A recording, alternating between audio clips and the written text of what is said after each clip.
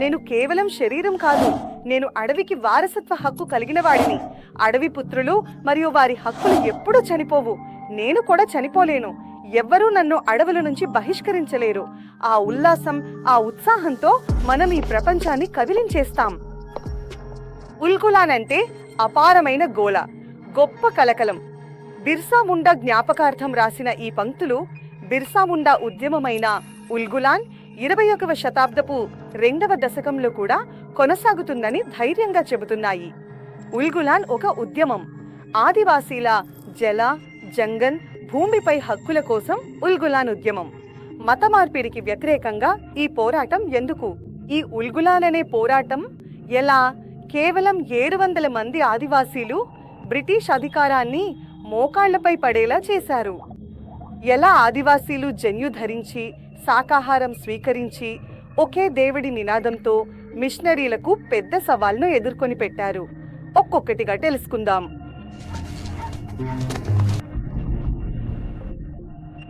నమస్తే జీ, నేను హర్ప్రీత్ కౌర్. ఇది నవంబర్ 11, 1997లో జరిగిన విషయం. ఒక ఆదివాసీ బాలుడు మొత్తం 2 సంవత్సరాలు 12 రోజులు జైల్లో గడిపిన తర్వాత విడుదలవుతున్నాడు. అతనితో పాటు ఇంకో 2 స్నేహితులున్నారు. ఒకరు డొంకా ముండా, మరొకరు మజియా ముండా. వీరిని కూడా అతనితో పాటు విడుదల చేస్తున్నారు. ఈ ముగ్గురు కలిసి జైలు ప్రధాన గేటు వైపు నడుస్తున్నారు. జైలు క్లర్క్ విడుదల పత్రాలతో పాటు బట్టల చిన్న పొట్లం కూడా ఇచ్చాడు. ఆ యువ ఆదివాసీ బాలుడు తన పాత సామాను మీద ఒకసారి చూపు వేసి అందులో తన చప్పలు, పగడి లేవని చూసి కొంత అసహనంగా అనిపించుకుంది. ఆ బాలుడు అడిగినప్పుడు తన స్నేహితుడి చప్పలు, పగడి ఎక్కడున్నాయని జైలర్ సమాధానంగా చెప్పాడు. కమిషనర్ ఫోర్స్ ఆదేశాల ప్రకారం మేము మీకు చప్పలు, పగడి ఇవ్వం. ఎందుకంటే పెద్ద కులాలు, జమీందార్లు, సాహుకారులకే చప్పలు, పగడి ధరించడానికి అనుమతి ఉంది. దీనికంటే ముందు ఆ ఆదివాసీ బాలుడితో పాటు ఏదో చెప్పబోతున్నప్పుడు ఆ బాలుడు తన చేతి సంకేతంతో వారిని నిశ్శబ్దంగా ఉండమని సూచించాడు. తరువాత సామాను తీసుకుని జైలు గేటు బయటకు వచ్చారు. అక్కడ సుమారు 25 మంది వారి స్వాగతానికి నిలబడి ఉన్నారు. వారు ఆ బాలుడిని చూసిన వెంటనే నినాదం చేశారు, బిర్సా భగవాన్ కి జై. ఆ బాలుడన్నాడు, మీరందరూ నన్ను భగవాన్ అని పిలవకూడదు. ఈ పోరాటంలో మనమందరం సమానమే. అప్పుడు ఆ బాలుడి స్నేహితుడన్నాడు, మేము మీకు ఇంకో పేరు కూడా పెట్టాం, ధర్తీ ఆబా అని. ఇకపై మేం మిమ్మల్ని అదే పేరుతో పిలుస్తాం. ఇంతకీ ఈ ఆదివాసీల దేవుడు బిర్సా ఎవరు? ఎందుకు ఆయనకు చాలా చిన్న వయసులోనే ధర్తీ ఆబా అనే బిరుదు ఇచ్చారు? ఈ కథను తెలుసుకోండి. సంవత్సరం 1774. అప్పట్లో బెంగాల్ ప్రెసిడెన్సీ ఉండేది. ఆ ప్రెసిడెన్సీలో ఒక ప్రదేశం ఉంది, ఉలిహాతు. ఇది నేటి జార్ఖండ్లో ఖుంతి జిల్లాలో ఉంది. ఉలిహాతులో ఒక జమీందార్ వద్ద బటాయి వ్యవసాయం చేసే ఒక కుటుంబం సుగనా ముండా మరియు ఆయన భార్య కర్మి ఇంట్లో ఒక అబ్బాయి పుట్టాడు. పేరు పెట్టారు బిర్సా. పూర్తి పేరు బిర్సా ముండా. కొంచెం పెద్దయ్యాక మామగారింటికి చదవడానికి వెళ్ళాడు. కుటుంబంపై క్రైస్తవ మిషనరీ ప్రభావం ఉండటంతో అక్కడి నుంచి చైబాసాలోని ఒక జర్మన్ క్రైస్తవ మిషన్ స్కూల్లో చేర్పించారు. ఆ సమయంలో జర్మన్ లూథరన్ మరియు రోమన్ క్యాథలిక్ క్రైస్తవుల భూమి ఉద్యమాలు జరుగుతున్నాయి. ఒకరోజు చైబాసా మిషన్లో ఉపదేశమిస్తూ ఒక పాదరి దేవుని రాజ్యం సిద్ధాంతంపై విస్తృతంగా వివరించాడు. ఆ ఉపదేశాన్ని వినేవారిలో బిర్సా కూడా ఉన్నాడు. పాదరి చెప్పాడు, వారు క్రైస్తవులుగా ఉండి ఆయన చెప్పిన మార్గదర్శకాలను అనుసరిస్తే వారి నుండి తీసుకున్న భూమిని తిరిగి ఇస్తామని. ఈ విషయంతో బిర్సా మరియు ఇతరులకు కూడా చాలా షాక్ తగిలింది. అదే సమయంలో బిర్సా పాదరి మరియు మిషనరీలను చాలా కఠినమైన పదాల్లో విమర్శించాడు. దీని ఫలితంగా బిర్సాను పాఠశాల నుండి బయటకు పంపించారు. వాస్తవానికి దీనికంటే ముందు బ్రిటిష్ వారు ఇండియన్ ఫారెస్ట్ యాక్ట్ 1882ను అమలు చేశారు. ఇందులో ఆదివాసీలను అడవుల హక్కుల నుండి వంచారు. ఆంగ్ల ప్రభుత్వం ఆదివాసీలపై తమ విధానాలను బలవంతంగా అమలు చేయడం ప్రారంభించింది. బ్రిటిష్ వారు జమీందారీ వ్యవస్థను ప్రవేశపెట్టి ఆదివాసీలు సమూహంగా సాగు చేసుకునే గ్రామాలను కూడా తమ నియంత్రణలోకి తీసుకున్నారు. జమీందారులు మరియు దళాళ్ల మధ్య గ్రామాలను పంచి కొత్త రకమైన ఆదాయ రెవెన్యూ వ్యవస్థను అమలు చేశారు. అప్పటి నుండి ఆంగ్లేయులు, తథాగతిత జమీందారులు మరియు మహాజనులు కలిసి అమాయక ఆదివాసీలను దోచుకోవడం ప్రారంభించారు. ఇదే సమయంలో బిర్సా బాల్యదశ నుంచి కిశోర దశ, ఆపై యువదశకు చేరుకుంటారు. ఆయన ఆదివాసీల దారిద్ర్యానికి కారణాలు తెలుసుకోవాలని, వాటికి పరిష్కార మార్గాలు ఆలోచించడం ప్రారంభిస్తారు.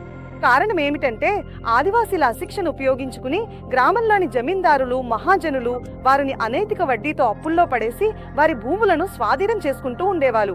ఆదివాసీల అప్పు రోజురోజుకు పెరుగుతూనే ఉండేది. మహాజనులకు కూడా ఇదే కావాలి. ఆదివాసీల అప్పు పెరిగిపోవాలి, భూమి పట్టు తమ పేరు మీద రాయించుకోవాలి. ఆ తర్వాత ఆదివాసీలు తమ భూమిలోనే పనిచేయాలి, పాలకీ మోయాలి. వారి అమాయక పిల్లలు కూడా భూమిపై ఉచితంగా కాపలా వేశారంటే చాలు. అదే జరిగింది. ఆదివాసీలు తమ స్వంత భూమిలోనే బానిసలుగా మారిపోయారు. ఆదివాసీల పరిస్థితి మరింత దారుణంగా మారింది. వారిపై క్రైస్తవ మతాన్ని బలవంతంగా మోపడం మొదలైంది. వారిని క్రైస్తవులుగా మార్చే ప్రయత్నాలు జరిగాయి.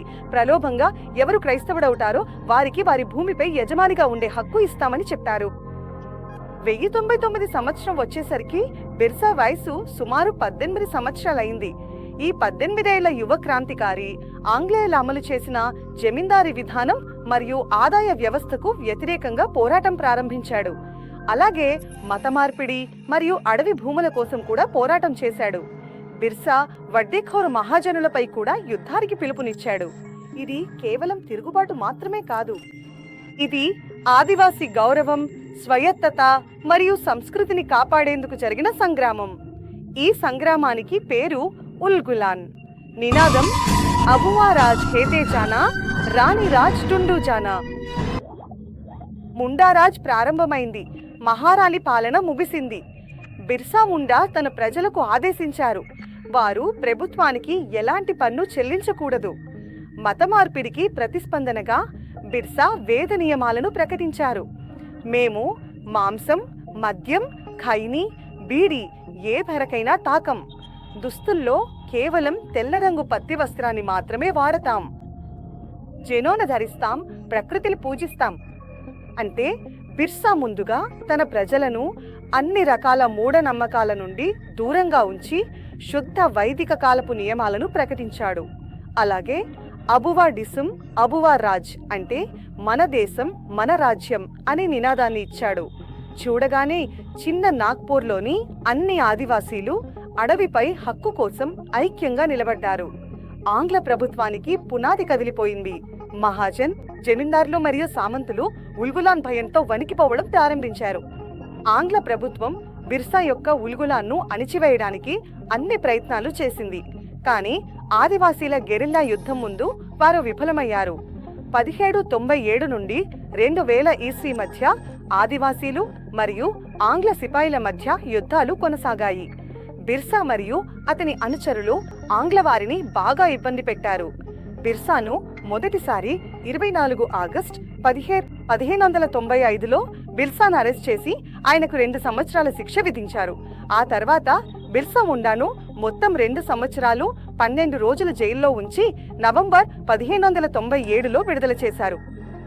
బిర్సా ముండా జైలు నుండి బయటకొచ్చినప్పుడు సుమారు 25 మంది ఆయన స్వాగతానికి నిలబడ్డారు. మనం ప్రారంభంలో చెప్పినట్లే వారు బిర్సా ముండాను చూసిన వెంటనే బిర్సా భగవాన్కి జై అని నినాదించారు. దానికి బదులుగా బిర్సా ముండా, మీరు నన్ను భగవాన్ అని పిలవకూడదు, ఎందుకంటే ఈ పోరాటంలో మనందరం సమానమే అని చెప్పారు. ఇది బిర్సా ముండా యొక్క మొదటి అరెస్ట్. అయితే బిర్సా జైలు నుండి మరింత గట్టి వ్యతిరేకిగా మారి వచ్చారు. సంవత్సరం 1198 నుండి 99లో అనేక రాజ్య సభలు నిర్వహించబడ్డాయి. ఆ సభల్లో బిర్సా ముండా కాంట్రాక్టర్లు, జమీందార్లు, రాజులు, అధికారులు మరియు క్రైస్తవులను చంపేయాలని చెప్పేవారు. అలాగే శత్రువుల తుపాకులు మరియు బుల్లెట్లు నీటిగా మారిపోతాయని కూడా చెప్పేవారు. భయపడకండి, నా సామ్రాజ్యం మొదలైంది, ప్రభుత్వ పాలన ముగిసిపోయింది, వారి తుపాకులు కలపగా మారిపోతాయి, నా రాజ్యానికి హాని చెయ్యాలనుకునే వారిని మార్గం నుంచి తొలగించండి. ఈ సభల్లో బ్రిటిష్ రాజ్యానికి చెందిన బొమ్మలను దహనం చేసేవారు మరియు ముండా ప్రజలు ఎంతో ఉత్సాహంగా ఈ పాటను పాడేవారు. కటోక్ బాబా, కటోక్ సాహిబ్, కటోక్ కటోక్ రాగి కటోక్ కటోక్ అంటే బాబా యూరోపియన్లను తొక్కేయండి. ఇది కేవలం పాట మాత్రమే కాదు, నిజంగా కూడా జరిగింది. 1599 క్రిస్మస్ ఈవ్ రోజున బిర్సా మరియు అతని అనుచరులు రాంచీ మరియు సింగ్భూమ్ జిల్లాల్లో 6 పోలీస్ స్టేషన్లపై దాడి చేశారు. ఈ ప్రాంతాల్లో బాణాలు ప్రయోగించి చర్చిలను దహనం చేయడానికి ప్రయత్నించారు. 900 జనవరిలో ముండా ఆదివాసీలు పోలీసులను తమ లక్ష్యంగా చేసుకున్నారు. దీనివల్ల రాంచీలో భయాందోళన ఏర్పడింది. బిర్సా ముండా మరియు అతని అనుచరులు ఆంగ్లేయులతో పోరాడేందుకు గెరిల్లా యుద్ధాన్ని ఆశ్రయించారు. అంటే బిర్సా ముండా యొక్క ఉల్గులాన్ మహావిద్రోహం 900 ఈస్వీ నాటికి చిన్న నాగ్పూర్లో 550 చదరపు కిలోమీటర్ల ప్రాంతంలో విస్తరించింది. అదే సంవత్సరంలో సుమారు 99 జమీందార్ల ఇళ్లకు నిప్పు పెట్టారు. ఉదాహరణకు ముండా ఆదివాసీల తిరుగుబాటు అంతగా పెరిగిపోయింది. రాంచీ జిల్లా కలెక్టర్ సైన్యం సహాయం కోరాల్సిన పరిస్థితి వచ్చింది. మిషనరీ పాద్రీలు అక్కడి నుంచి పారిపోయారు. మత మార్పిడి దళాలు అక్కడి నుంచి వెళ్లిపోయారు. బ్రిటిష్ సైన్యం మరియు బిర్సా ముండా మధ్య చివరి మరియు నిర్ణాయక మోవాజా 1900 జనవరిలో డోంబారి కొండపై జరిగింది. ఈ కొండపై బిర్సా ముండా ఒక ప్రజాసభను ఉద్దేశించి ప్రసంగిస్తున్నారు. అదే సమయంలో ఆంగ్ల సిపాయిలు దాడి చేశారు. సుమారు 6000 మంది ముండా ప్రజలు బాణాలు, కత్తులు, గొడ్డళ్లు మరియు ఇతర ఆయుధాలతో బిర్సా వెంట చేరారు.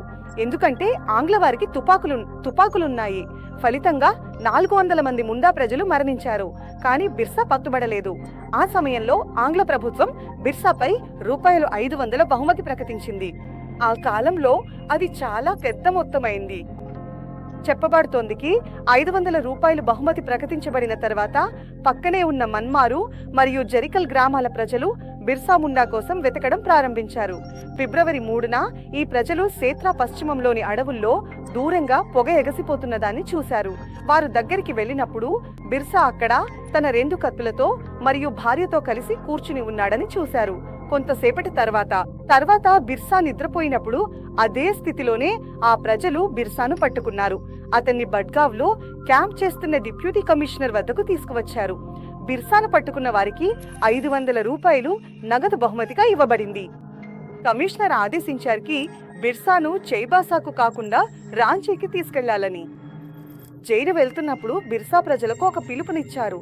అది ఇప్పటికీ ముందారి లోకగీతాల్లో పాడుతుంటారు. నేను మీకు నా మాటలిచ్చిపోతున్నాను, వాటిని వృధా చేయకండి. మీ ఇంట్లో లేదా ఆవరణలో వాటిని జాగ్రత్తగా ఉంచుకోండి. నేను చెప్పింది ఎప్పటికీ మరణించదు. ఉల్ గులాల్, ఉల్ గులాల్. ఈ మాటలు ఎప్పటికీ చెరిపివేయలేరు. ఇది పెరుగుతూనే ఉంటాయి.